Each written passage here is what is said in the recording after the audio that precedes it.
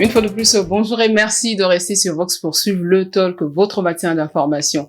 Le FESPAM, vitrine culturelle de la musique congolaise et africaine, le lancement de la promotion de la campagne nationale a été fait le 13 mai dernier à Sibiti, dans le département de la Lekumu. Le budget alloué pour cette édition est estimé à 2 milliards de francs CFA. Pour en parler avec nous ce matin, Hugues Gervais Andaï, commissaire général du FESPAM. Bonjour à vous et bienvenue sur le plateau du talk. Bonjour madame. Face à vous, Eddy Fleury Ngombe, opérateur culturel. Bonjour à vous. Bonjour. Bienvenue sur le plateau du Merci. talk. Le budget de la 11e édition du Festival panafricain de musique est estimé à 2 milliards de francs CFA, mais certains se posent la question sur l'opportunité de lancer ce festival, vu les défis économiques auxquels est confronté le pays. Le lancement de la 11e édition, de la campagne nationale de la 11e édition a été fait à Sibiti, dans le département de la Lekumu. Je vous invite à suivre ce reportage sur la conférence de presse qui a annoncé le lancement officiel de cette 11e édition. Le FESPAM, Festival panafricain de musique, signe son retour 8 ans après. L'heure est à la campagne de promotion de cette messe culturelle de portée internationale. Sibiti, c'est la ville qui abritera le lancement national de ce festival. Déjà le 13, c'est Sibiti. Sibiti pour le lancement national. Donc, la tradition est respectée à ce niveau-là. Et les gens diront pourquoi Sibiti? Ben oui, Sibiti parce que les lancements nationaux sont rotatifs. Et Sibiti n'avait pas encore abrité un lancement.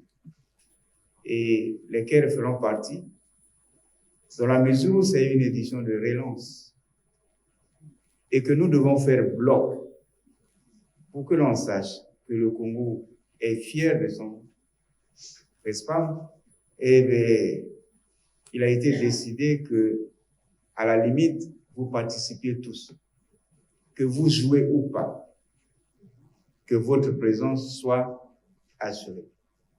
Je parle bien aux artistes. Parce que si nous prenons tout le monde, chacun avec son groupe, il nous faut peut-être 20 jours pour faire passer tout le monde. Je crois que vous êtes d'accord avec moi. Mais ce n'est que 2 heures de spectacle. 2 heures de spectacle sous le haut patronage du Premier ministre. Et donc, souffrez que certains, peut-être, ne vont pas jouer. Mais nous avons mis en place un petit système qui ferait en sorte que chacun de vous qui a besoin de faire un son peut déposer son support et il aura le micro pour un playback. Placé sous le signe de la valorisation de la rumba, la 11e édition du FESPAM, prévue du 15 au 22 juillet au stade Alphonse Massamba-Débat, sera également ponctuée par des prestations scéniques dans quelques points stratégiques au nord et sud de Brazzaville. Les spectacles se déploieront du nord de Brazzaville jusqu'au sud, donc depuis Kintele jusqu'à Mayanga. Ce serait pour la première fois qu'on ouvre une scène à Mayanga, donc de l'autre côté. On appelle ça le Simidjoué. Ce serait également pour la première fois qu'on ouvre une scène à Kintele. On n'a pas oublié Brazzaville Centre, notamment avec CNR TV et également le musée de l'histoire du Congo, à Mpila, à côté de la maison commune de Talangaï. Et c'est là où se déploiera le MUSAF avec l'exposition des instruments de musique traditionnelle cette exposition sera ouverte par le chef de l'État. Et bien entendu, les ateliers, n'est-ce pas, sur l'industrie musicale qui seront développés. Il y aura une grande scène aussi. Ce que nous tenons à vous dire, c'est que toutes ces scènes seront à la disposition des artistes. Et la programmation de cette édition, elle est toute particulière parce qu'elle s'appuiera beaucoup plus au niveau de la pyramide de la programmation sur les artistes locaux. Voilà, c'est une conférence de presse qui annonçait le lancement de la campagne nationale de promotion de la 11e édition du FESPAM. Ce lancement qui a eu le 13 mai dernier à Sibiti.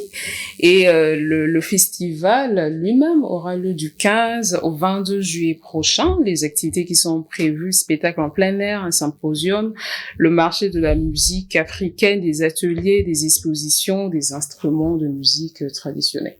Alors, plusieurs se posent la question sur l'opportunité de lancer le FESPAM 8 ans après, d'abord vu le contexte économique actuel du Congo et surtout le budget qui lui est alloué. Bon, merci madame pour l'occasion que vous offrez au commissaire général de répondre à cette question ou à cette interrogation qui de plus en plus est posée par tout le monde. Mais de l'opportunité ou non, il ne revient pas au commissaire général de se prononcer sur cette question. Mais j'aimerais dire quand même un petit mot là-dessus pour dire que, pour ceux qui le savent bien, le président de la République est élu depuis bientôt quelques années, il faut le dire. Et le projet de société du président de la République est clair en ce qui concerne un axe. C'est celui de la redynamisation de la vie culturelle, donc l'axe 7. Et si on a élu un chef d'État sur la base d'un programme, et c'est le moment de matérialiser ce programme. Et je suis un peu préoccupé lorsqu'on parle, est-ce que c'est l'opportunité ou pas? C'est le premier acte, sinon le deuxième ou troisième acte de cet axe de valorisation, de la redynamisation de la vie culturelle congolaise. Donc, selon certains, on peut commencer des réalisations dans d'autres axes, sauf la culture alors. Et ce serait donc injurieux de raisonner comme ça. Et ce serait donc méconnaître la valeur de la culture ou la place de la culture dans le développement d'une nation. Est-ce que vous comprenez? Et je crois que dans l'axe 7, le premier acte a été posé par le président de la République, c'est le changement de l'intitulé du ministère, qui n'est plus ministère de la culture et des arts, mais ministère de l'industrie culturelle, touristique, artistique et des loisirs. C'est donc une orientation économique que l'on donne au département. N'est-ce pas? Ça, c'est le premier acte. Le deuxième acte a été celui de la promulgation de la loi MOTOM sur le statut de l'artiste. Le chef de l'État l'a fait. Et je crois que le troisième plus grand acte, c'est celui de la relance du festival, mais qui était attendu par tous, au fait. Et on a l'impression que les gens aiment une chose et son contraire. Pendant que nous étions tranquilles, tout le monde posait des questions. À quand le FESPAM, à quand le FESPAM? Y compris l'Afrique et le monde. C'est un engagement du Congo vis-à-vis de la communauté internationale. Et que l'on ait décidé de relancer le FESPAM, et voilà, on va exhumer encore ces propos qui tendent à dénigrer le pays. Non, je suis conscient que le pays a beaucoup de problèmes. Mais tous les problèmes doivent être pris au même niveau. Le secteur culturel également a ses problèmes.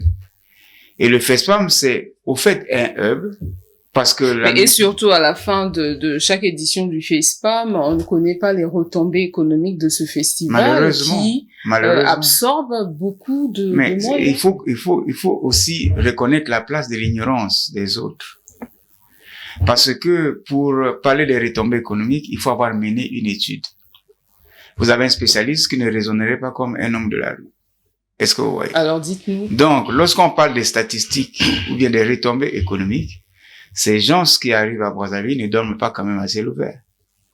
Ils dorment dans des hôtels. Ils viennent pas à pied. Ils prennent des avions. Les artistes ne jouent pas gracieusement. Ils ont des cachets. Mais il y a aussi ce que l'on ne peut pas quantifier. C'est le rayonnement du pays. Non, écoutez, si c'est comme ça, peut-être que vous allez me dire aussi que la diplomatie ne compte pas. Non, madame. Ça, on se dit que c'est le débat qui tire le pays vers le bas. Ce que nous sommes aujourd'hui, c'est grâce à notre culture. Mais est-ce que le FESPAM, lui, peut booster quand même le tourisme congolais? Mais c'est un produit touristique, madame. C'est peut-être ces questions-là qu'on n'a pas le temps de développer avec vous. Le FESPAM est avant tout un produit touristique. Vous n'allez pas dire à Cannes de dire il faut plus faire Cannes parce que autour d'un festival, il y a des touristes qui viennent. On a la chance aujourd'hui que le ministère ait ces deux composantes. Ça veut dire qu'il y a des tours opérateurs qui doivent travailler sur ce produit pour transporter les touristes vers Brazzaville. Donc, je voulais dire que, madame, au moment où l'économie mondiale se culturalise et vous voulez demander aux Congolais de tourner le dos à la culture, non. Ce serait méconnaître la place et la puissance même de la culture dans le développement du pays au point de vue économique, au point de vue social, à la limite même politique. La culture, c'est un accélérateur de développement. Je suis malheureux parce que, il faut le dire, certaines personnes ne connaissent pas l'importance de ce secteur. Et il y va du postulat historique. Parce que savoir parler de la culture, il faut être spécialiste. Mais parce qu'à la fin de chaque édition, reviens à vous tout à l'heure, à la fin de chaque édition, on connaît pas les chiffres, combien de touristes ont visité le Congo, les chiffres, on a réalisé combien de recettes. Alors, sur l'opportunité du FESPAM, vous êtes opérateur culturel. Certains se posent la question, vu les réalités, les défis économiques auxquels est confronté le Congo, allouer 2 milliards de francs CFA alors qu'on pouvait éjecter cet argent dans d'autres besoins, par exemple. Bon, déjà, je vais commencer par féliciter le commissaire général parce qu'il est là depuis 8 ans. Je pense qu'il trépignait d'impatience de mettre son savoir au service du FESPAM. C'est une bonne chose pour le pays. Oui. Moi, je ne veux pas que l'on regarde la culture sur des chiffres arithmétique et économique, parce que la culture est une part entière de notre économie. Et c'est pour ça que moi, dans les chiffres, vous avancez 2 milliards, moi, ça ne me choque pas. Simplement, après, c'est comment c'est alloué et dans quel chapitre on met l'argent. Mais c'est important que la culture ait toute sa place. Et je défendrai toujours l'idée que défend le Ugandais, qu'il faut considérer la culture comme un secteur d'activité avec effet d'entraînement. C'est-à-dire, comme il disait, derrière la musique, on a l'habillement, on a la coiffure, on a l'artisanat. Il y a beaucoup de choses. Après, c'est comment c'est mis en musique. Le mot encore est bien trouvé. Mais maintenant, après ce qu'il a dit comme son plaidoyer est tout à fait juste, moi, mon interrogation maintenant, c'est sur le côté panafricain. C'est un festival panafricain. Moi, j'attendrai maintenant, avec tous les moyens qui sont mis en jeu, que sa dimension panafricaine demeure et soit exploitée. Et je vais anticiper un peu. C'est sur le thème. C'est envol de la base identitaire vers les vertices. Ouais, vers les sommets du patrimoine. Trouvez des mots simples aussi, hein, parce que vous savez, je vous apprends pas à ça, vous le savez. La musique est l'art le plus populaire, le plus festif, et il s'adresse à toutes les couches. Lorsque vous parlez musique, soyez musique. Ne donnez pas ces textes-là à des écrivains qui nous ramènent des textes un peu savants. Parlez de la musique avec la simplicité de la musique. Ce serait bien, mais voilà, quand vous, au lieu de dire sommet, vous dites vertice, je récuse ça un peu. Bref, je repars. Maintenant, je veux demander au commissaire général, quel est son côté panafricain dans ce festival tant attendu? La particularité? Oui, parce qu'il est panafricain. On est à 1 mois, on est à 2 mois de l'événement. Sur toute la planète, tous les grands artistes ont déjà bouclé leur calendrier. Nous travaillons toujours à la va-vite. Qu'est-ce qui reste de panafricain dans ce FESPAM que nous avons tant attendu? En termes d'organisation, de mobilisation. De rayonnement, oui, tout à fait. Des artistes qui vont prendre part. Bien. Je reviens d'abord sur le budget. Oui. Les fameux 2 milliards. C'en est trop, c'est peu, c'est réaliste. Je disais oui. Et surtout que la moitié sera consacrée à l'acquisition du matériel technique. on a connu des éditions qui ont coûté plus que ça. Nous sommes à 2 milliards, et dont 1,2 milliard sont déjà consacrés à l'achat des nouveaux parcs techniques. La vision qui est la nôtre, c'est de faire en sorte que, à court ou moyen terme, faut le dire, que nous minimisions la participation financière du Congo à travers le modèle économique que nous allons mettre en place. Ça veut dire que l'achat de cet instrument, enfin, l'achat de ce parc technique participe à cette vision. Et ce que le Congo va acquérir, c'est-à-dire le FESPAM va acquérir, c'est un nouveau type d'instrument que nous pouvons exploiter même sous une grande pluie. Et il s'agira donc de la régie son et lumière, d'un nouveau podium, n'est-ce pas, et de tout ce qui constitue les barrières de sécurité, y compris les écrans, et ainsi de suite. Donc, nous sommes là en plein, n'est-ce pas, dans le déroulement du modèle économique, parce que au-delà du Congo, nous pouvons traiter, ou bien nous pouvons checker des grands événements panafricains, et ça ferait rentrer un peu d'argent. Et si vous comprenez, si on enlève l'investissement, ça veut dire que nous n'aurons que 800 millions pour réaliser l'édition. Mais c'est une édition de relance. Le côté panafricain, oui, il reste. Parce que, dans quelques heures, je vais m'envoler pour Addis Abeba. C'est pour aller rassurer aussi l'Union africaine. Et vous le percevrez dans la programmation. C'est pas un festival des stars. C'est un festival panafricain de musique. La musique, c'est un corps. Et tous, ils ont le droit de se retrouver. Tous les corps lui, il connaît très bien. Tous les corps de métier liés à la musique doivent avoir leur place au FESPAM. Oui. Et pour cette édition, je peux vous définir déjà la pyramide de la programmation. À la base de la pyramide, c'est les locaux. Ça veut dire que tous les groupes congolais, tout au moins ceux qui sont dans la capacité de jouer, ils presteront. Et au milieu de la pyramide, il y a les délégations pays. Et Madame le ministre a invité les 54 États. Et nous avons déjà des retours. Nous avons des retours de certains pays. On a dit au moins, au jour d'aujourd'hui, on peut déjà avoir 13 retours, n'est-ce pas? Et on continue. Qui ont confirmé leur participation. Et qui ont confirmé leur participation. Au jour d'aujourd'hui, en attendant juin pour qu'on décide définitivement de cette question. Et au sommet de la pyramide, on essaiera de trouver 2 ou 3 mégastars qui viendront tirer le festival vers le haut. C'est si simple que ça. C'est une édition de relance. Il faudra pas que on se soucie trop de qui mégastar ou qui ainsi de suite, ainsi de suite. Ce qui est sûr, c'est qu'en temps normal, dans la mesure où c'est un festival panafricain, ça veut dire que même une mégastar, c'est un pays qui devait l'envoyer. N'est-ce pas? Comme la Coupe d'Afrique des Nations. Maintenant, aujourd'hui, nous sommes dans l'obligation, oui, de faire venir quelques mégastars pour tirer le festival. Mais rassurez-vous, au Congo, on a déjà les mégastars. Parce que ce que j'ai vu à Sibiti, c'est du lourd. Cette jeunesse qui monte avec les Tidiane, avec les Diesel, avec les Mixon, avec les Afarachena.